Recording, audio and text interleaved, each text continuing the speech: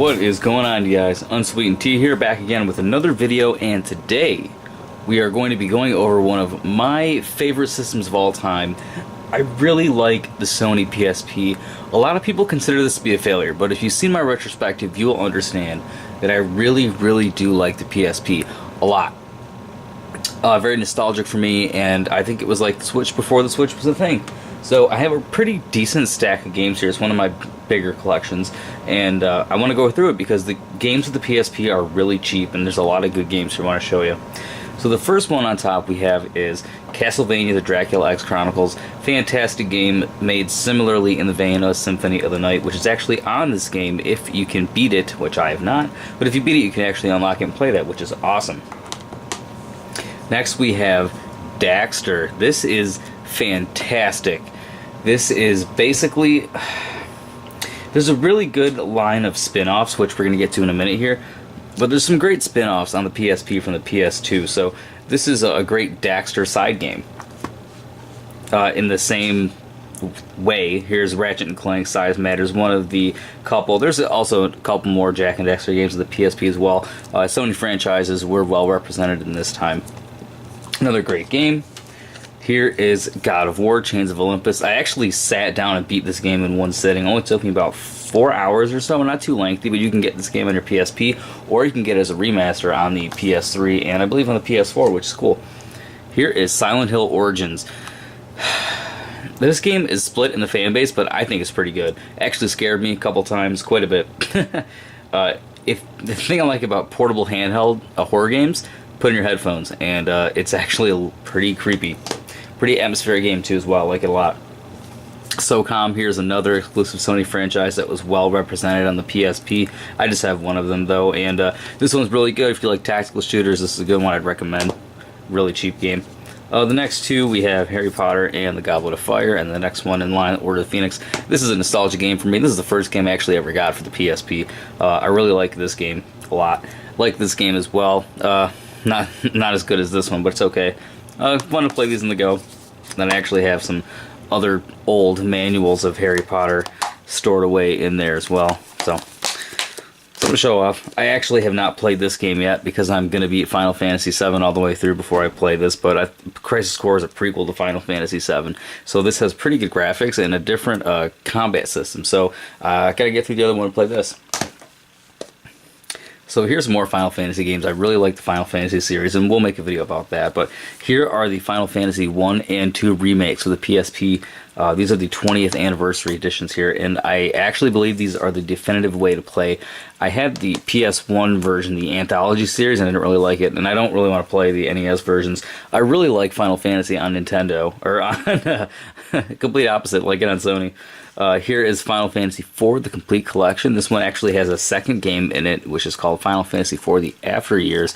This one used to be my favorite Final Fantasy until I played 5, and I really like Final Fantasy V. So here is Killzone Liberation, another well-represented Sony franchise here. Different version. It's like a top-down third-person shooter. It's a really different style of Killzone, and it works remarkably well. Again, keeping in the same vein, we got some more coming here. Little Big Planet. This looks so good. One of the most beautiful PSP games. Really comparable to the PS3 counterpart, which is pretty astounding. Loco Roco 2, a really fun exclusive PSP game. And you actually use the PSP triggers to tilt the world back and forth to move your Loco Roco, which is fun. Modern Nation Racers, a pretty good kart racing game. Here is Tony Hawk's Project 8. This game plays like garbage. It's the worst port of the game, and I don't know how, because Tony Hawk's Pro Skater 2 on the PS1 is fantastic. That's my favorite version. It's my favorite Tom Hanks game, and that plays fine, so I don't know what's up with this one. It's not that great. I looked at Final Fantasy, that's over here. Grand Theft Auto Liberty City Stories. This is another really nostalgic game on the PSP for me. I remember thinking at the time when this game came out, wow, this looks just like my PS2 version. This is insane, but it's on the go. And you gotta remember, this was 2005, 2006 when this one came out. Let's see here. Yeah, it did 2005, and there's actually a Game Crazy receipt in here, which is pretty cool. We got everything also. Ooh, no, I didn't bend it. Awesome. Here is another game, Siphon Filter. These games were on the PS1 as well. As you can see, a lot of these are older franchises. I really like to revisit things. I'm a really big nostalgia fan here. But Siphon Filter Dark Mirror, it actually uses the face buttons in place of a second analog stick, which is interesting. A lot of PSP games tried this tactic. And this game was built from the ground up to PSP, and it plays good. It's okay. It plays well. But it's still not that great. But as a substitute and for the time, this was a pretty good game. Here we have Need for Speed Most Wanted. These are some pretty fun racing games. This has really good graphics, really good console port. Here is SpongeBob. I've actually not played the game. This is Mrs. T's game. But if I have to venture a guess, I'm going to say it's mediocre at best, and I'm sure it'll give you a couple laughs. That's really my thoughts on it. I don't think I'm wrong.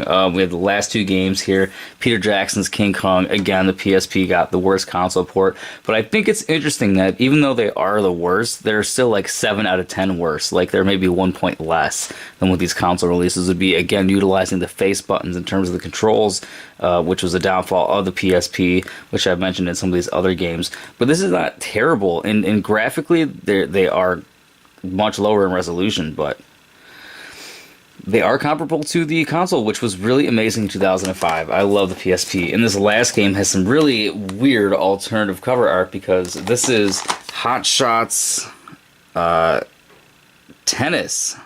But I could not find any box art for it. So this is the one I settled for, and it looks terrible, but I needed something to put in the collection because, you know, I like to make it look nice.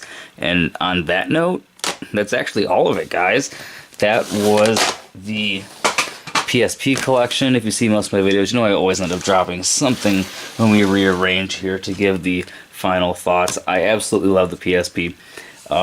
It was a big part of my childhood, and the Nintendo DS and the PSP are truly some of my favorite systems of all time. Really hold a big place in my heart, and the PSP is really cheap to collect for right now. People really don't have too much of interest in it, so if you are collecting, I would say get on it now. I really love the PSP. It was really a Cadillac handheld game system for the time. So thank you guys for watching, and take it easy, guys. Let me know in the comment section below what games you like to play on your PSP, and if you want to get one, what would you like to play?